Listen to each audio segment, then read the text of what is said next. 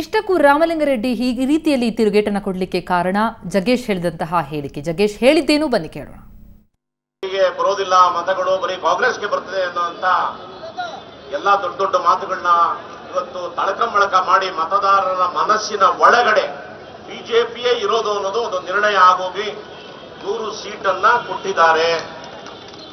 ಇವತ್ತೇನಾಗಿದೆ ಅಂತಂದ್ರೆ ಕಾಂಗ್ರೆಸ್ ಪಕ್ಷಕ್ಕೆ ಒಂದು ಸ್ಪಷ್ಟವಾದಂತ ಒಂದು ಸಂದೇಶ ರಾಷ್ಟ್ರ ಮಟ್ಟದಿಂದ ಬಂದಿದೆ. ಸಿದ್ದರಾಮಯ್ಯಜಿ, ನೀವು 6ನ 3 ಮಾಡ್ತಿರೋ, 3ನ 6 ಮಾಡ್ತಿರೋ, ಹೆಂಗಾದ್ರೂ ಮಾಡಿ ಅಡಿಯಿಂದ ಹೋಗ್ತಿರೋ ಮೇಲಿಂದ ಹೋಗ್ತಿರೋ, ಹೆಂಗಾದ್ರೂ ಮಾಡಿ ಬಿಬಿಎಂಪಿನ ನಿಮ್ ಜೋಬಲ್ಲಿ ಇಟ್ಕೊಳ್ಳೋಕೆ ಟ್ರೈ ಮಾಡಿ, ಅವಾಗ ನೋಡಿ ನಿಮಗೆ ಸೀಟ್ ಉಳಿಯುತ್ತೆ ಅನ್ನೋದಕ್ಕಂತ ಒಂದು ಮಾತನ್ನ ಹೇಳಿರೋದು ನೋಡಿ ಅವರ ಸೀಟ್ ಉಳಿಸ್ಕೊಡೋದಕ್ಕೆ ವಾಮ್ ಮಾರ್ಗವನ್ನ ಅನುಸರಿಸ್ತಾ ಇದ್ದಾರೆ. ಒಂದು ನೆನಪಿಟ್ಕೊಳ್ಳಿ, ನೀವು ಆಡ್ತಾ ಇರೋ ಎಲ್ಲ ಆಟಕ್ಕೂ ಒಂದು ತಿಲಾಂಜಲಿ ಆಡೋದಕ್ಕೆ ಮುಂದಿನ ವಿಧಾನಸಭೆಯಲ್ಲಿ 7 ಕೆಸರಿಲ್ದೇರ ಹತ್ರ ನೀವೆಲ್ಲ ಸರ್ವರ್ ನಾಶ ಆಗ್ತೀರಿ.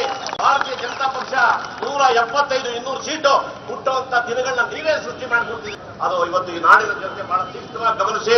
ಯಾತಕ್ಕೆ ಅಂದ್ರೆ ಈ ನಾಡಲ್ಲಿ ನೋಡಿದಿರಿ, ಇವತ್ತು ವಾಜಪೇಯಿಗೂ ಅಭಿಮಾನಿಗಳಿದ್ದಾರೆ, ಸನ್ನಿ ಲಿಯೋನ್ಗೂ ಅಭಿಮಾನಿಗಳಿದ್ದಾರೆ. ಆದ್ರೆ ಅವರವರ ಯೋಗ್ಯತೆಗಳು ಏನು ಅನ್ನೋದನ್ನ ಮನಸ್ಸುಗಳಿಂದ ಡಿಸೈಡ್ ಮಾಡ್ತಾರೆ ಜನ.